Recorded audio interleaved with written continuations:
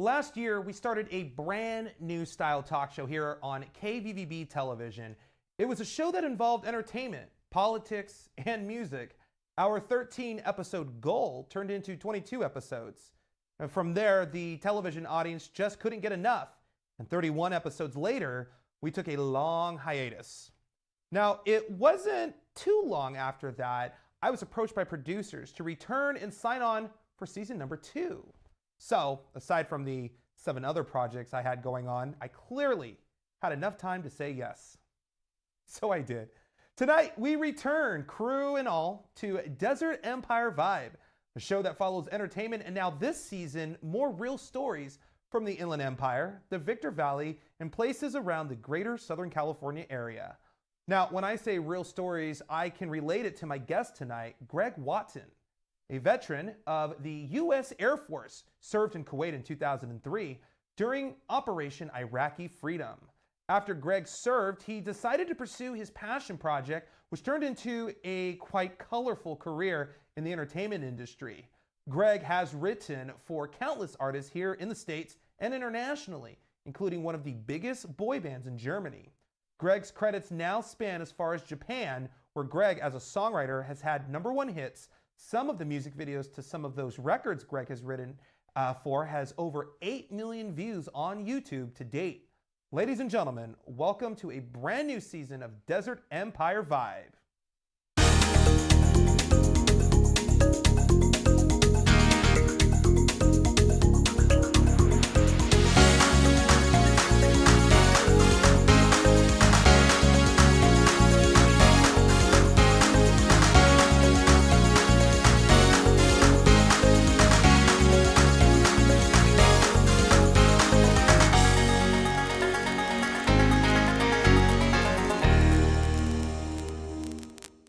Welcome to Desert Empire Vibe. Good evening, ladies and gentlemen. I'm Andrew Caravella, right here, brand new season. And who do I pick? Whose name comes out of the hat first? Gregory Watton. Hey, how are you doing? How you doing, buddy? Good to see you. I know we've known each other way too long. Way too long. Years. When I mean years, I mean like years. Okay, Greg. I actually met you as a songwriter. Yes, you did. I didn't even know about the military thing until maybe after knowing you for a year or two.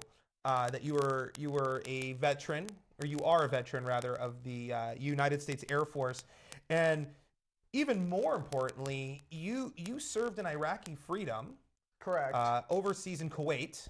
Absolutely. So, Airman First Class, that was your ranking. That's correct. That's known as E3, which is the actual ranking structure. Okay.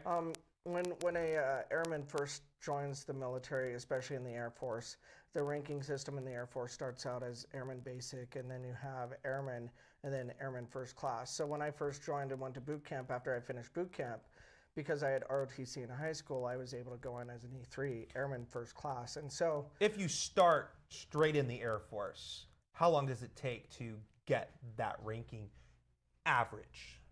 within the first year, you can get up to E2, I believe. Oh, okay. Don't quote me on that because it's been years since I've been in the military. Right. So I don't fact check that. No. Yeah. So it's not too long after getting out of boot camp that you can start getting it up to, I think, E3, and then once you start getting E4 and above, then it kind of you start, well, actually after E4, then you have to start testing if you want to go into the NCO ranks. Now, I noticed 2003 Kuwait, September 11th, pretty much after that everything started happening with our armed forces going overseas to the Middle East. Was September 11th the reason why you joined the military? No, it wasn't. I actually joined the delayed entry program in June of 2001. Okay. And I wasn't scheduled to leave to go to boot camp until the week after 9/11 happened. Now, no one could predict that people were going to hijack planes and crash them into towers in New York. Right. So I had no idea that was going to happen when I joined. But when I left a week later, I had more of a solid reason for why I should be going into the military, and so yeah, that drove my reasonings home. How close to action were you when you were actually overseas in Kuwait? Like, how close were you to direct combat action as far as bullets flying? I was about 39 miles south of that. However, when the first few days of the war actually beginning, there were missiles fired from Iraq toward my base and other surrounding camps and bases that were in northern Kuwait. So you saw like explosions or debris flying? We heard them more than actually saw them, because as you'll see in my web series when I talk about that, you'll see that whenever missiles started heading our way, we would put on our gear and then hit the bunkers. So we were getting alarms letting us know that danger was imminent, and so we had to do what we had to do to be able to protect ourselves, because we're actually on a support and forward base. So when coalition forces and other U.S. Forces like the Army and the Marines and the Navy, they would come to our base first, and from there they would have a forward move into other camps closer to Iraq before the invasion. Now, you mentioned web series. Greg is actually here today, even though we're going to be talking about your songwriting in the second half of the show, to talk and actually promote your web series, which, believe it or not, you were a novice cinematographer while you were active duty in Kuwait. You actually documented and filmed some of the things that happen for soldier life day to day. Absolutely. You know, I bought a video camera at the BX on base. And when you mean video camera, you mean like tape, right? No, well, yeah, you put a tape in and it's high digital. Right. And so when you put it, you actually have to connect your camera to the computer in order to download all the video onto there. Oh yeah, too much to do. I can't do Yeah, it. Sorry. so that's back in the day before smartphones actually existed, because smartphones didn't exist in 2003. However, I did have a video camera and I took that everywhere with me. And so even before the war started, I was filming stuff. And then when the war started, when we were in the bunkers and aftermath, I had my video camera out and open, and I was documenting everything that was going on. Little did I know that I would take all that footage and edit that later into a web series that I get to show you guys. Now, you did security forces. I did. On the base, we have a clip that we're going to show you guys, but set us up for it.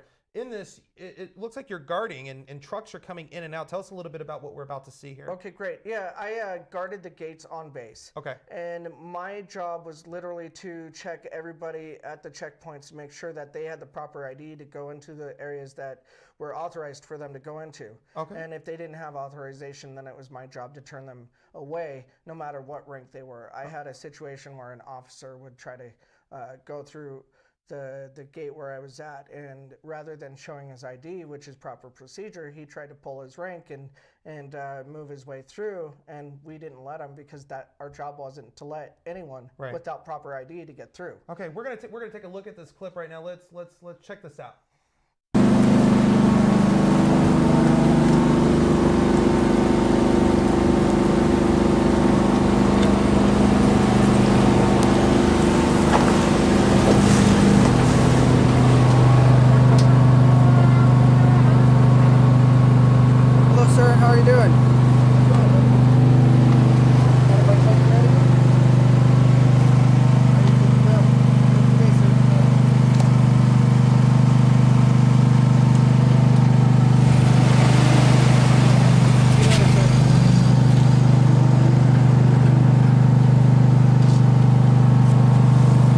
Very interesting. Very, very interesting. Okay. Next thing I want to get to, this YouTube series. Why did you decide to put this YouTube series together? Well, for one, I have this footage that's been sitting here on my computer for over 10 years. What kind of things can we see in this show? Before the war, you can show. I show you like what is on base, the chow hall,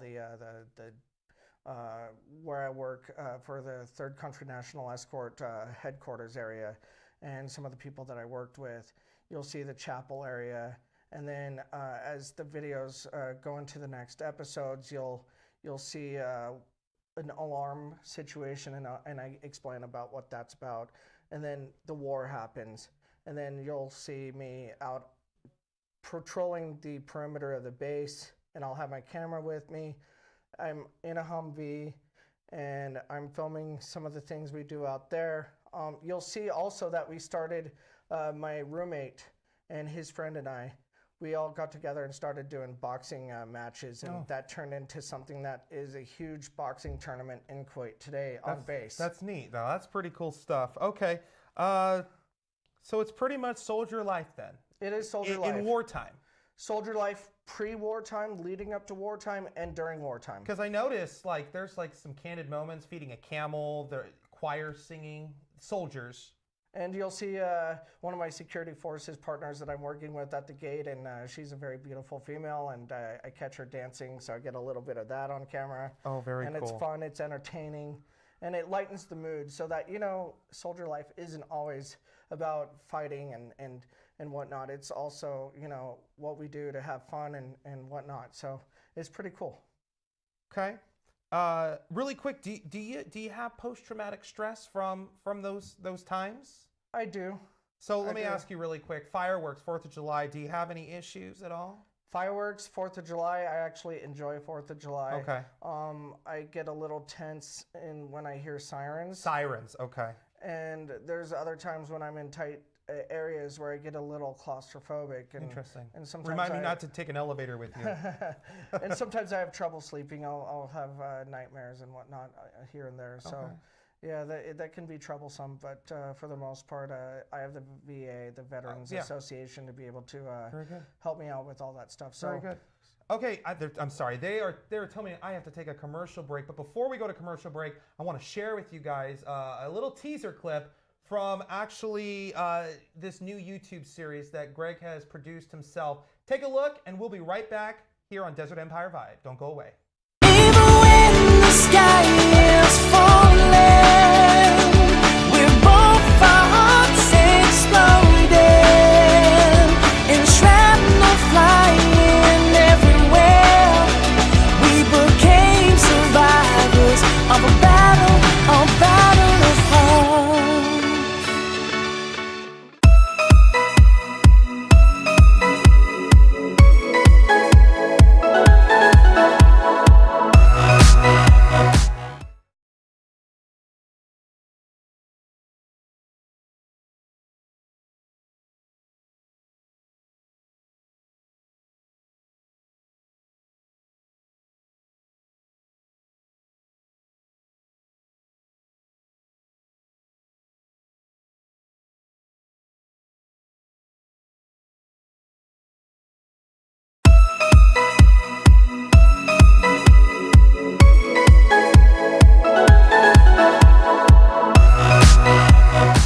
Welcome back to Desert Empire Vibe. Brand new season. I'm your host, Andrew Caravella. They signed me, so you got me the whole season. Unless I do something crazy. Songwriter. Greg Watton. Greg Watton, U.S. veteran, U.S. Armed Forces, Air Force veteran. We're going to talk now about your entertainment career. I was just looking at the list here. Us 5, Varsity Fan Club, Season 5, The Voice, Top 10, Matt Schuler. You've done film licensing with Timbaland, K-pop, Kim Hoon-jung, not to be confused with that other guy. He was in a group called SS501, went solo. Yeah, Tai Yang. What is that, like the Justin Bieber of like K-pop, pretty much? Tai Yang would be more like, you know, kind of like the Usher of K-pop. Okay, gotcha. You even have Australian contacts. Yeah, I worked with an artist over in Australia. He was in the top 10 of Australian Idol back in 2008. Okay. Wow. You've been all over the globe with this stuff. Keep in mind, ladies and gentlemen, that you yourself are not a singer. No, I'm not. Not a singer. I've heard him sing though. It's good stuff. I've heard him sing too. He actually sings better than I do. It's all right. Anyways, but it's about you tonight. I'll interview myself one day. It'll be pretty weird. How does that I'll pay work? to see that one. How does that work when you're a songwriter and you don't sing? Like how does it work for those people that would like to do that but they can't sing to save their lives? Like how does songwriting work for you? Well, for me, I'm a lyricist, so my specialty is writing lyrics. I work with other top liners who do music and melodies, and we write a song together. And then once we do that, we'll pitch it to other artists that are either independent artists or they're signed to a label like, you know, Universal or Warner Brothers or Sony, something like that. And they'll take the song and they'll record their version in the studio, and then the label will take care of everything and put it out on the radio, on iTunes, on the internet. They'll do a music video, that kind of thing. Like with the pop song that I co-wrote for Kim Hyung-jung, He's a huge K-pop artist, and he did a music video for a song that I had co-written, and that went over 8 million views, I believe, on YouTube. That's crazy. Like, what do you do? You log on to YouTube and you click the song, and all of a sudden 8 million views pops up. Like, what is that? Are you just in shock? I'm like, wow, that's awesome. So I don't know if shock would be the word I would use, but I'm more in awe. I'm excited. I think it's great. And I hope the numbers keep growing, you know? Right. Why did you, so you get out of the military, why do you decide I'm going to go into Hollywood? I'm going to go write songs for artists. Why? Well, it wasn't something that I just decided to wake up and say, you know what, I'm going to leave the military and go into the music industry. It didn't happen like that. Before I joined the military, I actually had music contacts. And where do you find music contacts when you're not actively doing music? Like, how did that happen? Well, one of my best friends, he was also on season 5, The Voice, and he comes from a very famous music family. I'm not going to drop names or anything like that. He knows who he is, his family. I do. He's a friend of mine too. But anyways, continue. But, you know, meeting people that way, you know, going on, MySpace was popular at the time in the military. The MySpace.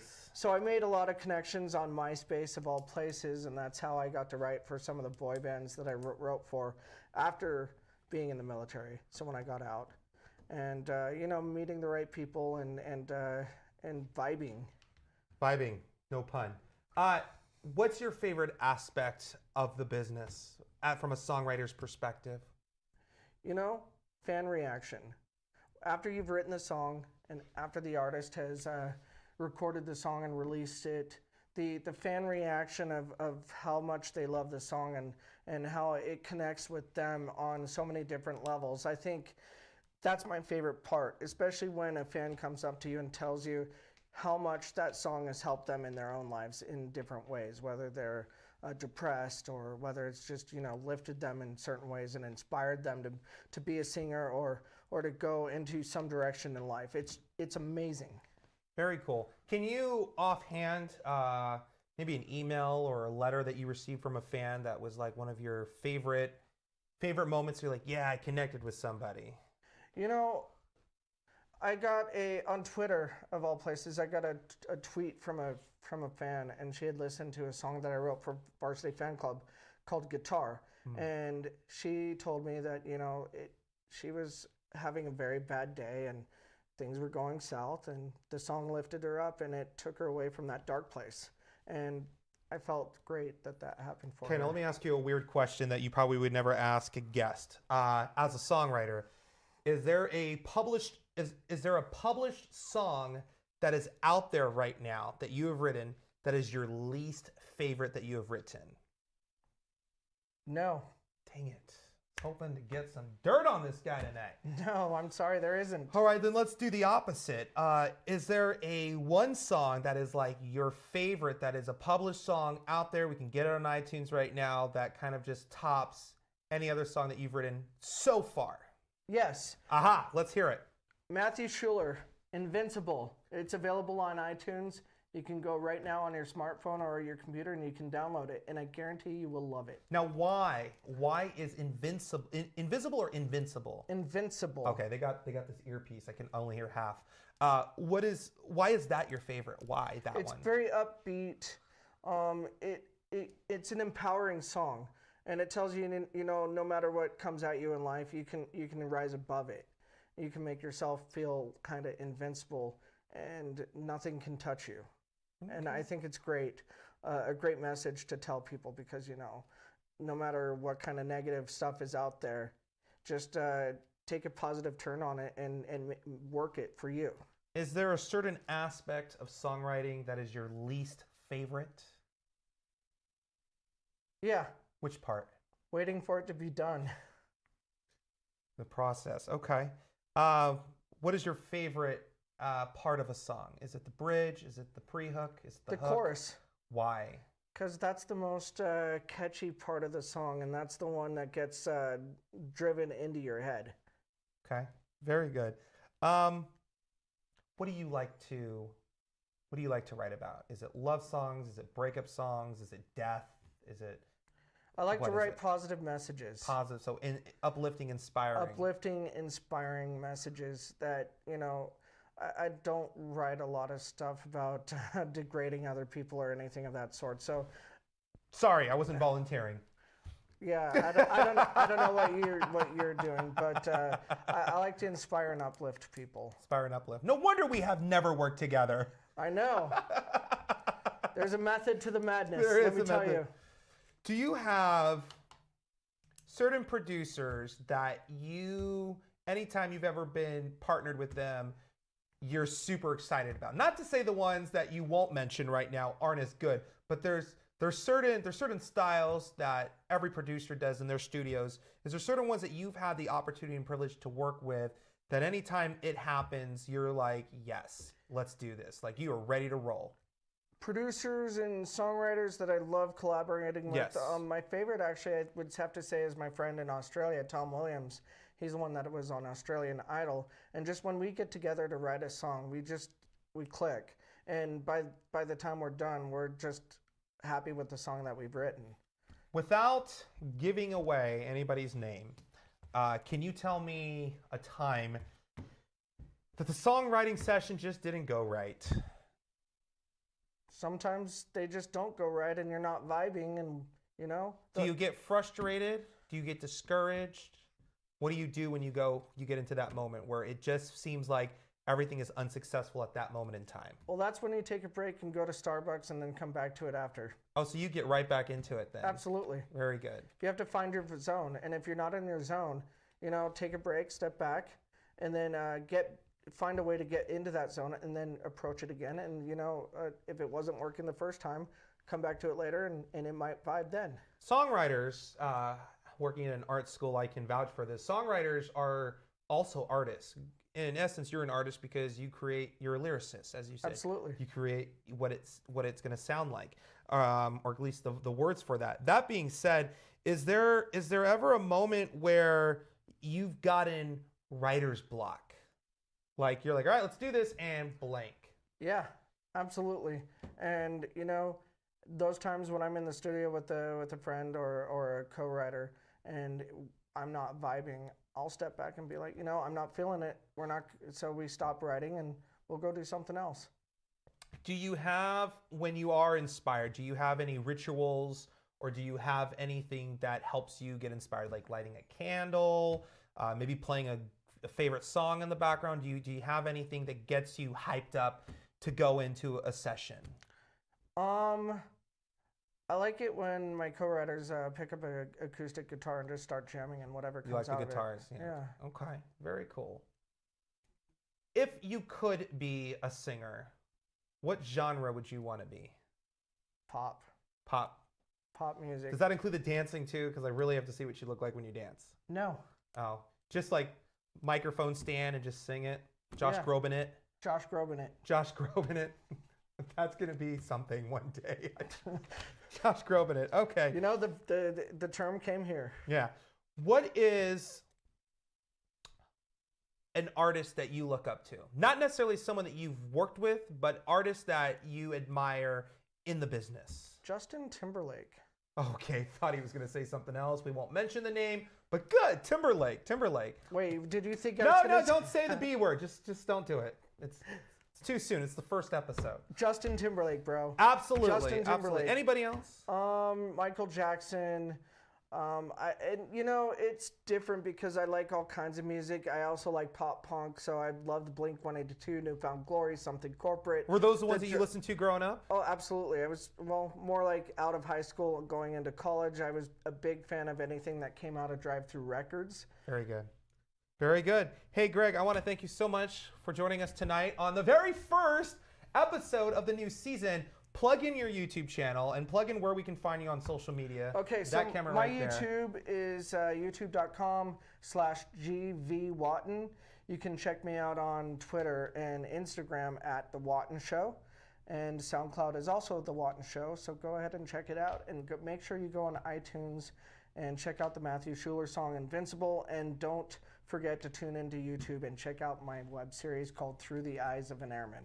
This guy is a fan of the camera, and I'm Andrew Caravella for Desert Empire Vibe. Gregory Watton, ladies and gentlemen. We'll see you next time right here on a brand new season of Desert Empire Vibe. Good night, and take care. Thank you guys later.